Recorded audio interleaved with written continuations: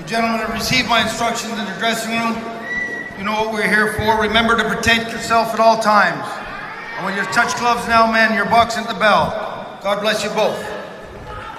The wait is over. 2 years and 7 months after they first delivered a Fight of the Year performance. Nonito Donaire and Naoya Inoue, two virtuosos in the ring, present Poetry of Violence. Round 13. Bernardo Osuna alongside Hall of Famer Andre Ward, and it's Donaire coming out fast with the left hook.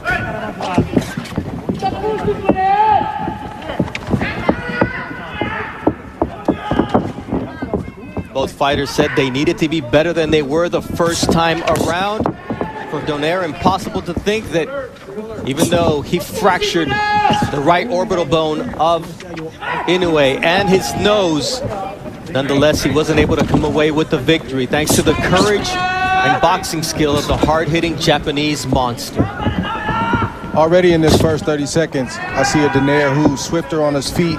He's feinting, and he's looking like he wants to hide the power and not be so predictable. And I see the same Inoue. Quick, fast, always thinking, looking for the big shot. Big difference here, the gloves that are being worn by both fighters. They're puncher's gloves. The first fight, they featured winning gloves. This time, the left hook of Inoue is in the Gleto Reyes horsehair puncher's glove. Nonito Donaire with the Everlast MX, a hybrid horsehair and foam glove made by Everlast. Both fighters have tasted the other's power. They respect the power, and neither fighter wants to make a mistake, especially early in this fight. The first attempt by Donaire to land that right hand, which hurt Inoue on several occasions in the first fight, and sometimes gets overlooked because of his beautiful left hook, as Inoue is able to land a check hook here with a minute 15 seconds left in round one.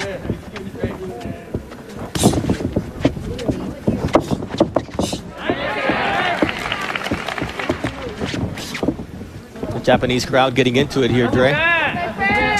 Yes, good shot right there. Inoue gives the crowd a lot to get excited about, and this is a crowd that is typically respectful and very quiet, but it's hard to stay quiet when you see the explosive shots of Inoue land clean like the right hand just landed. You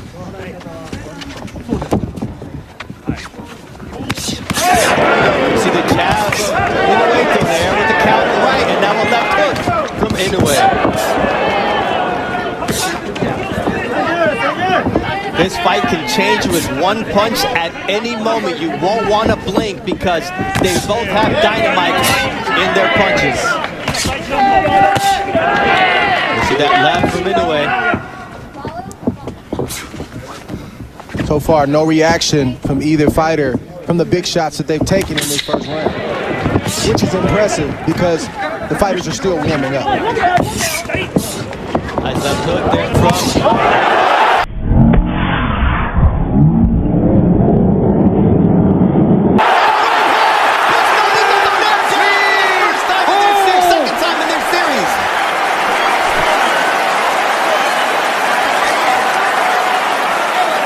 He's hurt right now, Bernardo.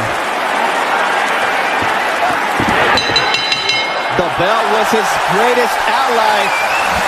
The first time he's dropped by a headshot by Naoya Inoue, he was dropped by a body shot in the 11th round of their first fight. What a start for Naoya Inoue, Dre. Everything, Inoue was winning that round, and nothing crazy had happened until it did. A quick right hand to the temple of Nonito, and it sat him right on his butt. He didn't know how he got there. He just realized that he was on the canvas, and that's the type of explosive power that we've been promoting this fight with. They both possess it, but Inoue's is a little bit different, and we saw it on full display in that first round. And now it comes time to see how each fighter reacts. Naoya Inoue is calm, and for Nonito Donaire, he's receiving instructions from his wife and trainer, Rachel Donaire, and I'm sure this was not part of the game plan. And the only positive, Dre, is there's a lot of time to make it up. You don't have to make it all up right now. Right, and the good thing for Donaire is he has great recuperative powers. Somehow, some way, he's able to eat those big shots and keep on coming, but he can't take too many more of those. Now it's Donaire landing that vaunted left hook.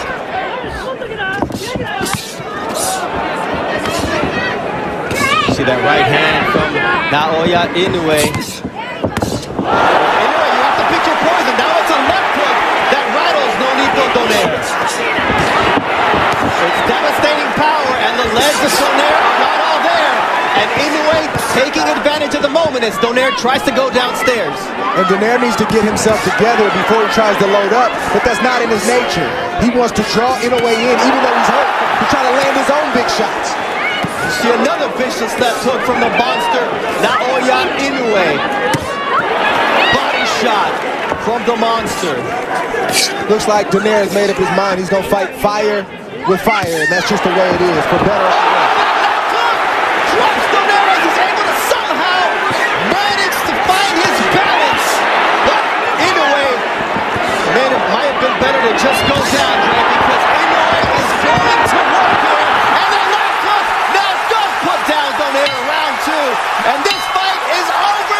That's What an it. impressive knockout victory for the monster. Wow. Naoya Inoue, a statement victory in his home country of Japan. And wow and wow is all I can say about the monster as he does it at home. He never gave Donaire an opportunity to get into this fight. He was poised, he was calm and calculated, and the big right hand that landed at the end of the first round started all the trouble for Nonito Donaire. He was never able to recover because Inoue is so efficient with his punches. He doesn't waste anything. He rarely opens himself up to be caught himself.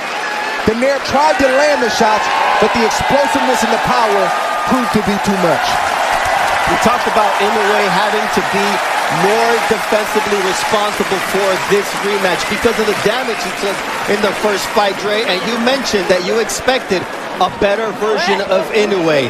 Did he supersede your expectations based on what he just did? Oh, absolutely. I expected a very similar fight to the first fight. I did not expect him to go out and get a second round knockout the way that he did against Nonito Donaire, who has looked the way that he's looked these last couple years. He seems to be an ageless wonder. But all of a sudden tonight, the age might have caught up along with Inoue and what he brought to the table, and it was just the perfect storm for Nonito Donaire. In the build-up to the fight, I thought